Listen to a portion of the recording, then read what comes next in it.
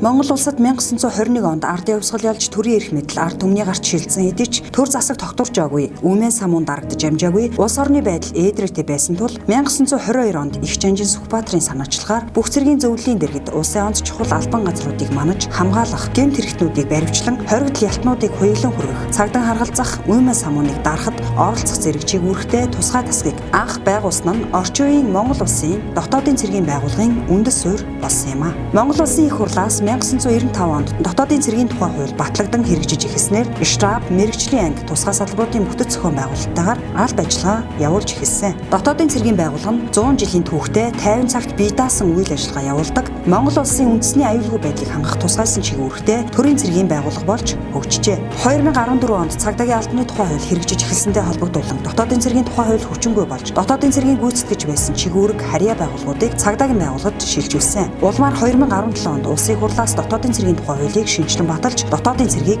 дахин байгуулсан. Дотоодын цэргийн тухай хууль заасны дагуу цагдаагийн ерхий газрын дарга нь дотоодын цэргийн командлагчаар ажилладаг. Дотоодын цэрэг нь улс орныхоо дотоод аюулгүй байдлыг хангах үйл хэрэгт оруулсан хувь нэмэр байгуулсан алдар гавьяаг төр засгаас өндрөөр үнэлж бүгд найрамдах Монгол ард улсын ардын их хурлын тэргүүлэгчдийн 1973 оны 209-р тогтоолоор төрийн дээд чагнал байлдааны гавьяаны улаан тугийн одонгоор Монгол улсын ерөнхийлөгчийн 2022 оны 156-р зарилгаар төрийн дээд чагнал Сүхбаатарын одонгоор тус шагнасан.